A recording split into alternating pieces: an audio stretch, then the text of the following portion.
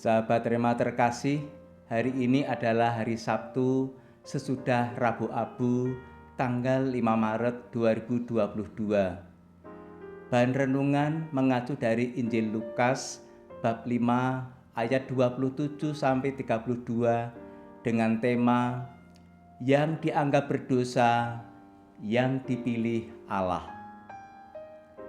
Salah satu teman masa remaja saya pernah mengatakan, apabila kalian memilih pacar, maka pilihlah pacar yang tidak cantik.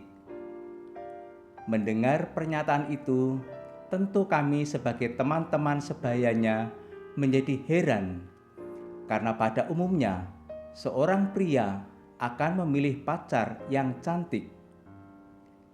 Ketika kami tanyakan alasannya, lalu ia menjawab, pacar yang tidak cantik itu aman, sebab tidak akan ada pria lain yang sudi mengganggunya. Berbicara tentang memilih pacar, teman sekolah, rekan kerja, calon karyawan, dan apapun, pada umumnya orang akan memilih yang baik atau bahkan yang terbaik menurut norma-norma umum. Namun dalam kisah Injil Lukas yang kita renungkan hari ini, nampak adanya anomali. Ketika orang pada umumnya memilih untuk bergaul dengan orang-orang yang dianggap suci dan terhormat, Yesus justru memilih untuk bergaul dengan orang-orang yang dianggap sebagai orang berdosa. Bahkan lebih dari itu, Yesus memilih seorang yang dianggap sebagai pendosa untuk mengikutinya. Menurut versi Lukas bab 5 ayat 27, seorang pendosa yang dipilih Yesus untuk mengikutinya bernama Lewi, seorang pemungut cukai yang saat itu sedang duduk di rumah cukai.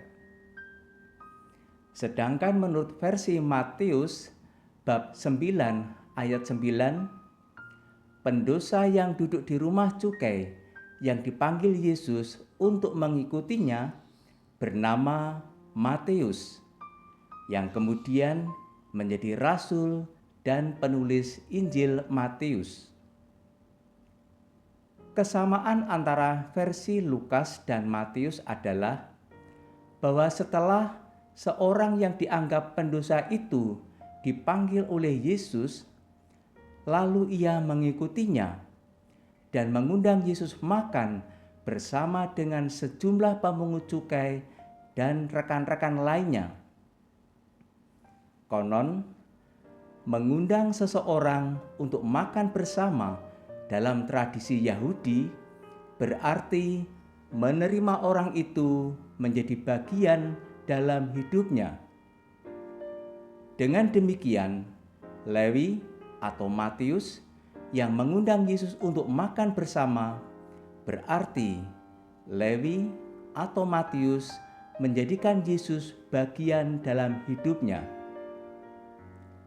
Sahabat Rema terkasih, saya pribadi merasa dipanggil menjadi seorang imam MSF bukan karena kehebatan saya.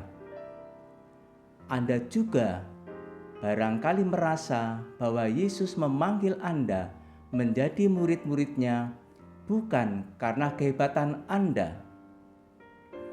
Oleh sebab itu, marilah kita belajar pada Yesus yang berani menerima semua orang yang dianggap berdosa, yang dikucilkan oleh masyarakat atau komunitasnya, yang dianggap sebagai tukang bikin onar atau kacau atau disebut troublemaker dan sebagainya. Siapa tahu dengan bersikap demikian kita pun boleh membawa banyak orang kepada Yesus dan menjadikan Yesus bagian dalam hidup mereka. Allah memberkati keluarga kita, Bapa dan Putra, dan Roh Kudus. Amin. Keluarga kudus, doakanlah kami.